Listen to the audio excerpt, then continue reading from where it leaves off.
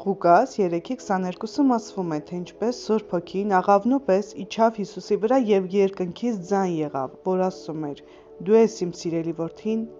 ես քեզ հավանեցի»։ Աստված ոչ միայն ողջ ժողովրդին հայտարարեց, որ Հիսուսն իր որդին է, այլև ասաց բոլորին, որ հավանում է նրան։ Բայց անմիջապես դրանից հետո կարդում ենք. Հիսուսը Սուրբ Հոգով լցված, հոգով տարվեց անապատ։ Ղուկաս 4:1։ Այդ իրադարձությունից պարզ երևում է, որ Հիսուսն անապատ չտարվեց այն պատճառով, որ Հայր Աստված հավանություն չտվեց նրա վարքին կամ պատժեց նրան ինչ-որ մեղքի համար։ Մենք պետք է նաև հստակ հասկանանք, որ Աստված մեզ չի տանում անապատ, որպեսզի հանձնի սատանայի ձեռքը։ Նա երբեք չի մոռանում մեզ։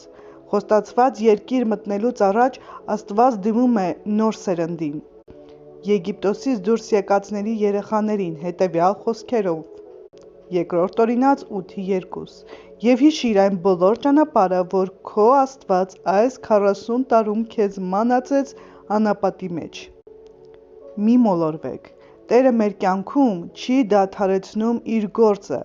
այն պատճառով, որ մենք անապատում ենք, Նա մեզ դրա միջով է տանում։ Առանց Նրա մենք երբեք չենք կարողանա անել դա։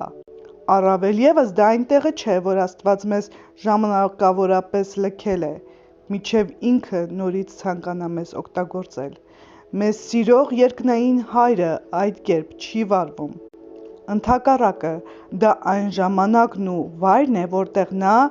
զորավոր կերպով է գործում։ Արդյոք լսել եք այս արտահայտությունը. ծառերի պատճառով անտառը չի երևում։